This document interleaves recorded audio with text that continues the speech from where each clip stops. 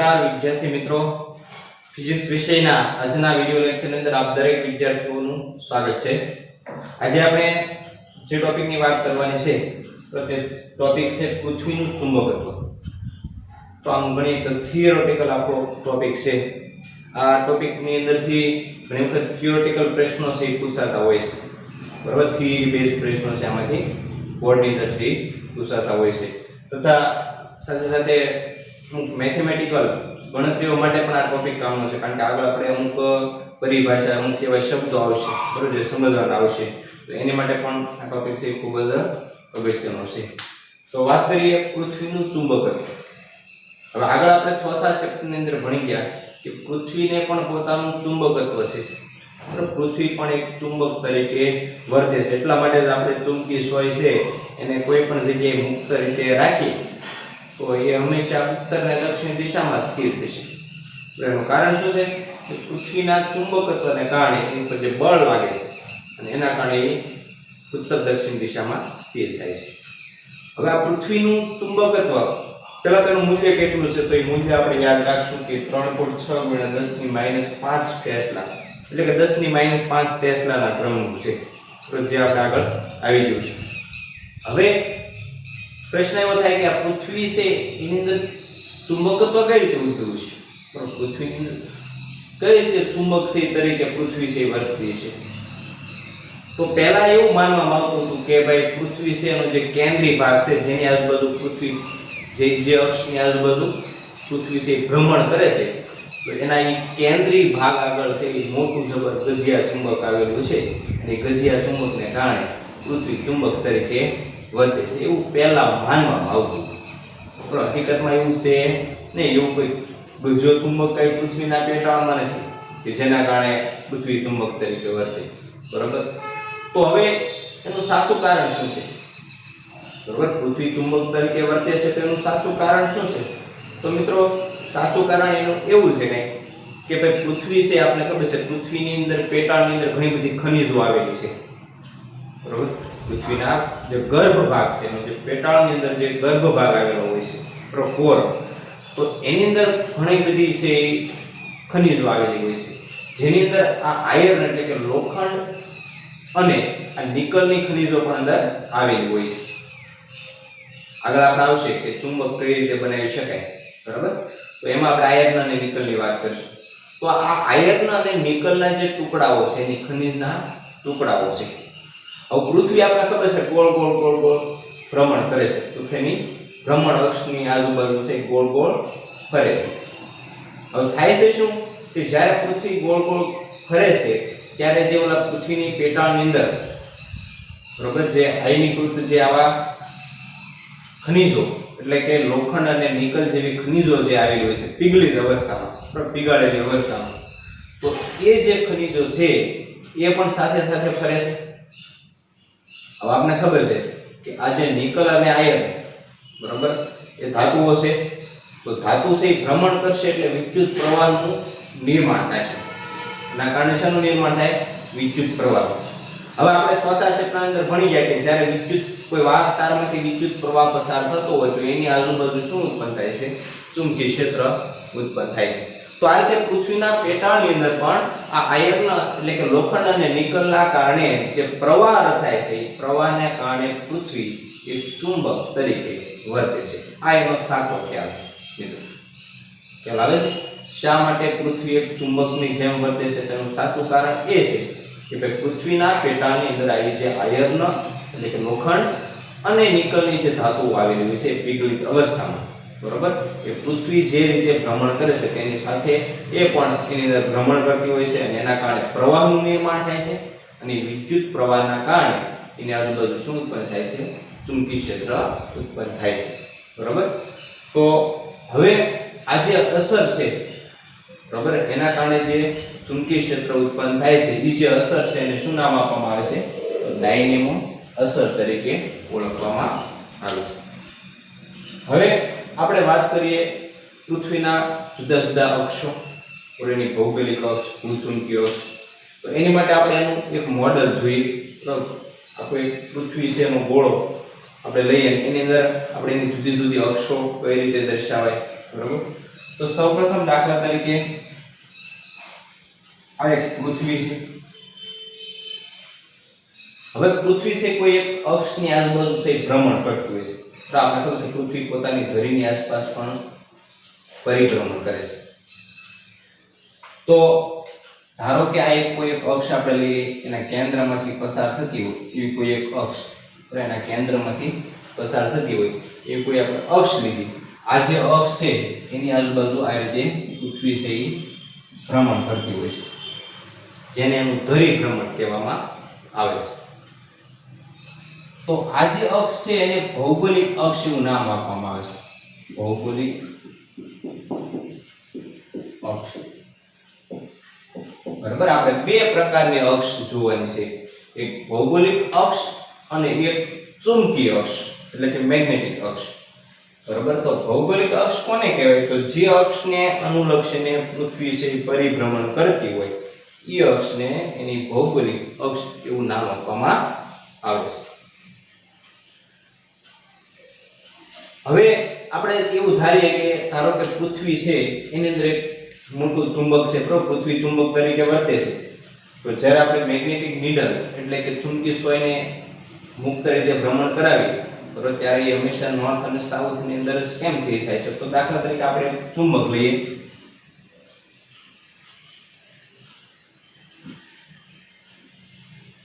આવું એક ચુંબક છે. હવે પૃથ્વીની ચુંબકીય ક્ષેત્ર રેખાઓ કઈ રીતે દોરવામાં આવે છે? તો પૃથ્વીની ચુંબકીય ક્ષેત્ર રેખાઓ છે કે આ નોર્થ અને આ સાઉથ લઈએ, બરાબર. તો નોર્થ માંથી આમ બહાર નીકળતી દિશામાં હોય છે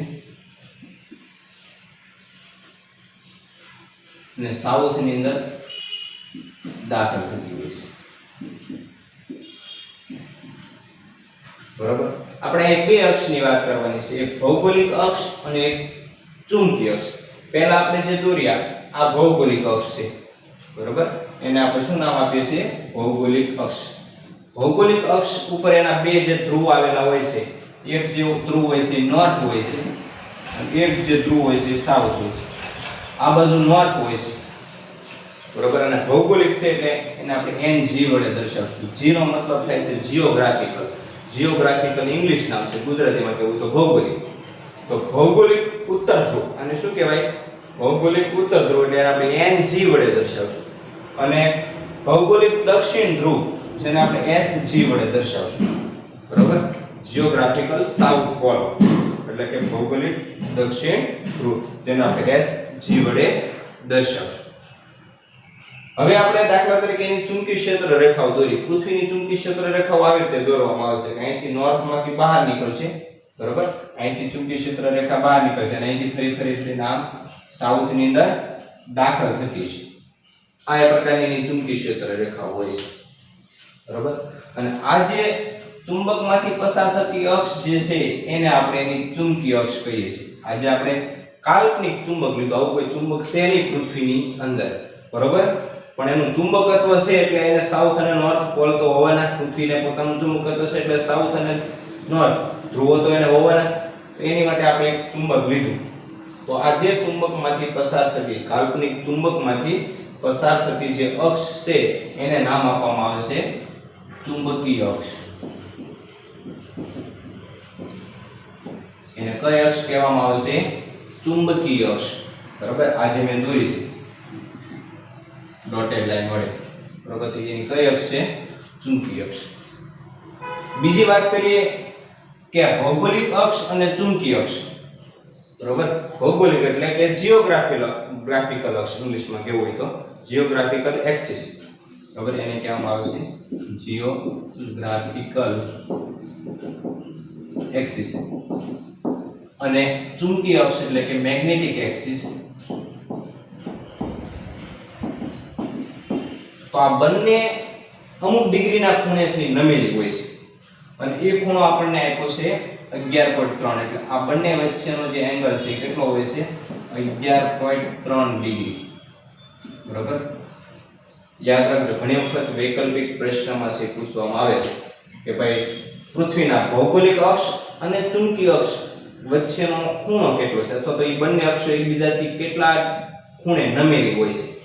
તો એ ખૂણો કેટલો છે 11.3 ડિગ્રી આ ભૌગોલિક અક્ષ અને આ ચુંબકીય અક્ષ બરોબર આજે આપણે દોરી આપણે સળંગ લાઈન વડે દોરી નાખીએ તો આ જે અક્ષ છે બરાબર આ બંને વચ્ચેનો જે ખૂણો છે કેટલો છે 11.3 ડિગ્રી બરાબર 11 ભૌગોલિક અક્ષ અને ચુંબકીય અક્ષ વચ્ચેનો ખૂણો કેટલો હોય છે તો 11.3 ડિગ્રી છે એની વચ્ચેનો ખૂણો હોય છે હવે વાત કરીએ આપણે કોઈ એક ચુંબકી સોય લીધી બરોબર ધારો કે આપણે કોઈ ચુંબકી સોય લીધી અને એને મેં અહીંયા દાખલા તરીકે રાખી ચુંબકી સોયનું એક નામ રાખવું બરોબર આપણે ખબર છે દિશા નક્કી કરવા માટે આપણે ચુંબકી સોયનો ઉપયોગ કરીએ તો મેં ચુંબકી સોયને દાખલા તરીકે ધારો કે અહીંયા આપણે મૂકી તો હવે ચુંબકી સોય છે તો કઈ બાજુનો ધ્રુવ છે સાઉથ હશે અને કઈ બાજુનો છે છેડો છે નોર્થ હશે બરાબર તો એની માટે જો અહીંયા ચુંબકનો સાઉથ હશે ઈ બાજુ આ સોય છે એનો નોર્થ હશે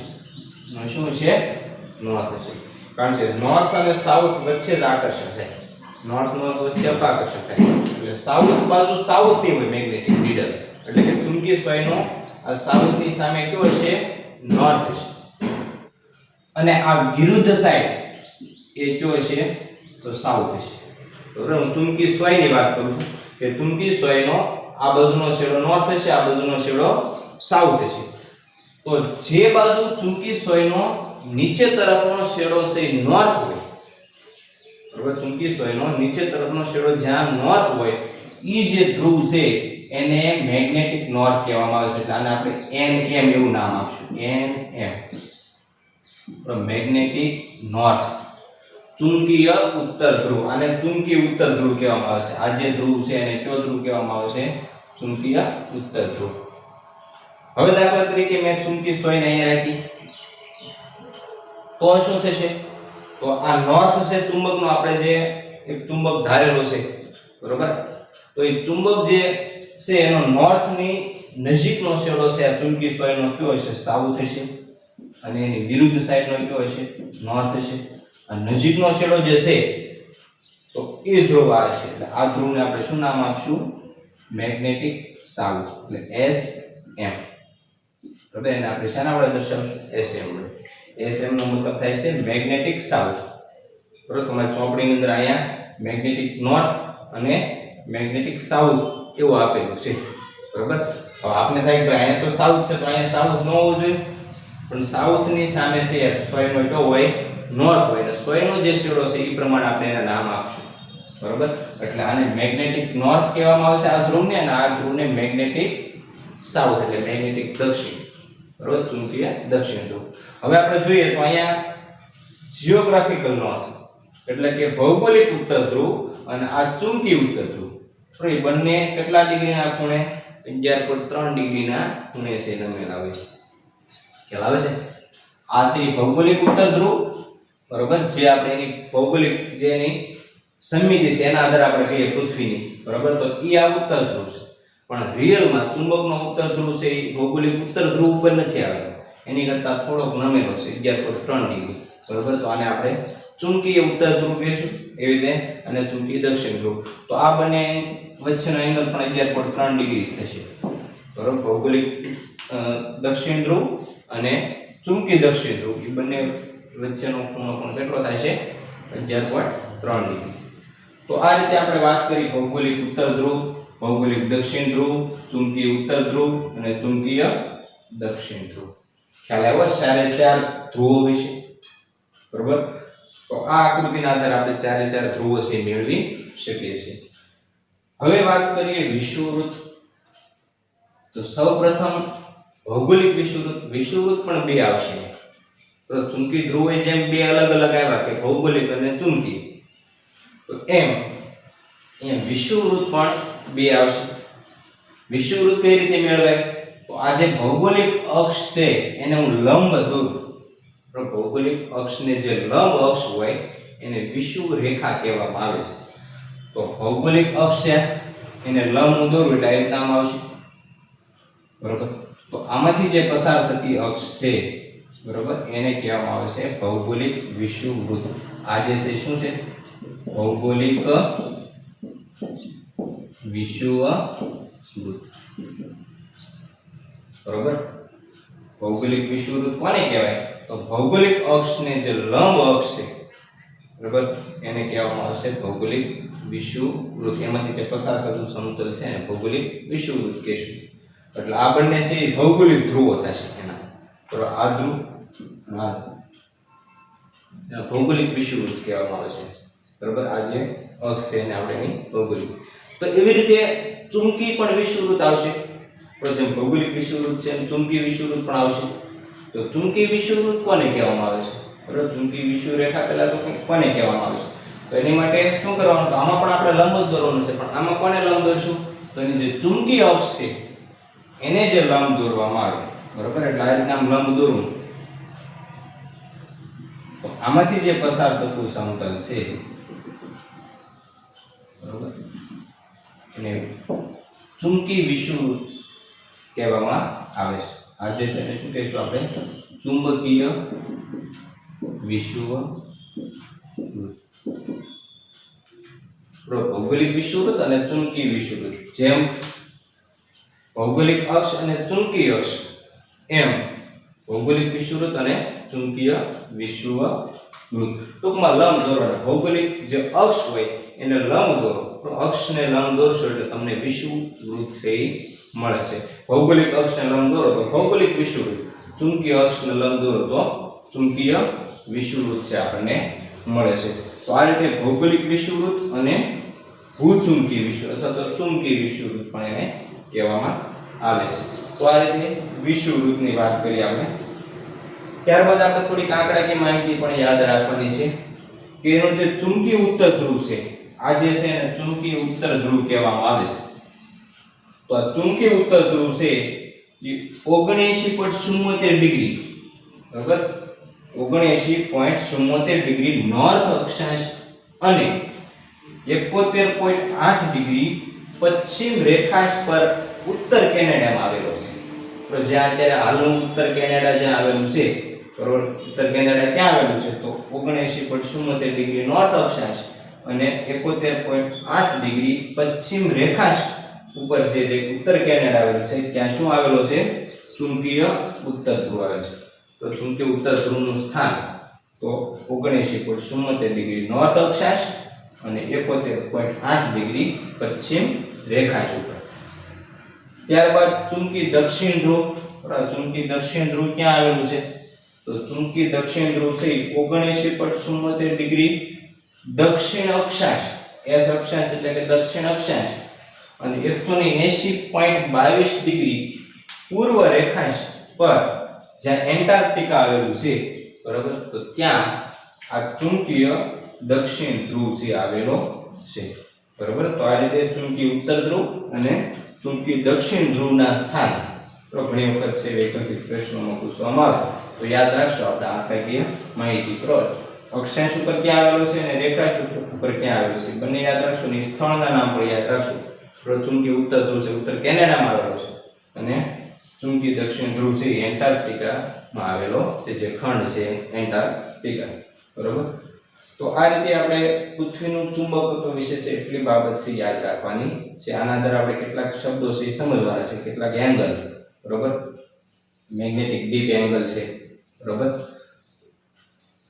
પછી મેગ્નેટિક મેરિડિયન, ભૌગોલિક મેરિડિયન, આ બધા મેરિડિયન એટલે સમતલ વિશે પણ આપણે આગળ જોઈશું. પણ એ પહેલા આપણને એક ઉદાહરણ આપ્યું છે તો એ ઉદાહરણ આપણે જોઈએ. ઉદાહરણ નંબર 5.8. પૃથ્વીનું ચુંબકીય ક્ષેત્ર વિષુવવૃત્ત પાસે લગભગ 0.4 ગોસ છે. તો પૃથ્વીની દ્વિધ્રુવી ચાકમાત્રા શોધો. તો દ્વિધ્રુવી ચાકમાત્રા એટલે કે ચુંબકીય ડાયપોલ મોમેન્ટ આપણે શોધવાની છે. હવે અહીં જે આપણે ચુંબકીય ક્ષેત્ર આપ્યું છે એ વિષુવરેખા વગરનું આપ્યું છે, બરાબર, અને વિષુવરેખા આગળ આપણે ચુંબકીય ક્ષેત્ર મેળવ્યું છે તો આપણે ચુંબકીય ડાયપોલ મોમેન્ટ મેળવ્યું છે. તો વિષુવરેખા આગળ આપણી પાસે ચુંબકીય ક્ષેત્રનું સૂત્ર છે. તો અક્ષ અને વિષુવરેખા બેયને આપણે આગળ મેળવ્યા છે. તો વિષુવરેખા આગળનું આપણે ચુંબકીય ક્ષેત્રનું સૂત્ર લાગુ પાડીશું, તો જેને આપણે BE કહીએ. વિષુવવૃત્ત એટલે કે ઇક્વેટર કહેવાય ઇંગ્લિશમાં કેવું તો, એટલે આપણે એને BE વડે દર્શાવીએ. તો BE બરાબર શું આવશે સૂત્ર? તો μ0 m/4 પાઈ r નો ઘન. આપણે મેળવવાની છે ચુંબકીય ડાયપોલ મોમેન્ટ એટલે m ને કરતા બનાવીએ. તો m બરાબર શું થશે? તો BE ગુણ્યા 4 પાઈ r નો ઘન અને છેદમાં શું આવશે તો μ0 આવશે બરાબર। ચલો હવે દરેક કિંમત આપણે મૂકતા જઈએ। સૌપ્રથમ b એટલે કે ચુંબકીય ક્ષેત્ર એ આપણે 0.4 ગોસ આપ્યું છે। પહેલા તો ગોસને આપણે ટેસ્લામાં ફેરવવા પડશે બરાબર। તો આપણી પાસે સંબંધ છે કે એક ગોસ બરાબર કેટલા થાય તો 10⁻⁴ ટેસ્લા થાય। એટલે 0.4 ગોસ છે એટલે આપણે એને કેટલા વડે ગુણીશું 10⁻⁴ વડે। એટલે 0.4 ગુણ્યા 10⁻⁴ ગુણ્યા 4 પાઈ ગુણ્યા r નો ઘન। r એટલે તો અહીંયા r એટલે પૃથ્વીની ત્રિજ્યા લેવાની છે। તો r એટલે શું લેશું કારણ કે પૃથ્વીનો આપણે ચુંબકીય ડાયપોલ મોમેન્ટ મેળવવાની છે વિષુવરેખાગર અને r એટલે આપણે પૃથ્વીની ત્રિજ્યા લેશું। પૃથ્વીની ત્રિજ્યા આપી નથી પણ આપણે ખ્યાલ હોવો જોઈએ કે 6600 કિલોમીટર છે બરાબર। તો r બરાબર આપણે લેશું 6600 કિલોમીટર। એને આપણે મીટરમાં ફેરવી દઈએ તો 6600 ગુણ્યા 10 ની કેટલી ઘાત આવશે તો કિલોમીટર છે એટલે 10 ની 3 ઘાત મીટર અથવા તો 6.4 કેવું હોય તો 10 ની 6 ઘાત થશે મીટર। તો આ પૃથ્વીની ત્રિજ્યા આપણે લઈશું 6.4 ગુણ્યા 10 ની 6 મીટર। તો 6.4 ગુણ્યા 10 ની 6 એનો આપણે ઘન લઈશું છેદમાં μ0 એટલે શું થાય તો 4 પાઈ ગુણ્યા 10⁻⁷ આ 4 પાઈ કેન્સલ થઈ ગયા બરાબર। હવે આપણે 0.4 ગુણ્યા 6.4 ગુણ્યા 10 ની 6 નો ઘન બરાબર અને ભાગ્યા 10⁻⁴ કેલ્ક્યુલેટરની મદદથી આનું તમે સાદુરૂપ આપશો તો આપણને પૃથ્વીના વિષુવવૃત્ત આગળ ચુંબકીય ડાયપોલ મોમેન્ટ છે 1.02 ગુણ્યા 10⁻23 એમ્પિયર ઇન્ટુ મીટર સ્ક્વેર। તો એટલે આપણે એની ચુંબકીય ડાયપોલ મોમેન્ટ છે મળશે બરાબર।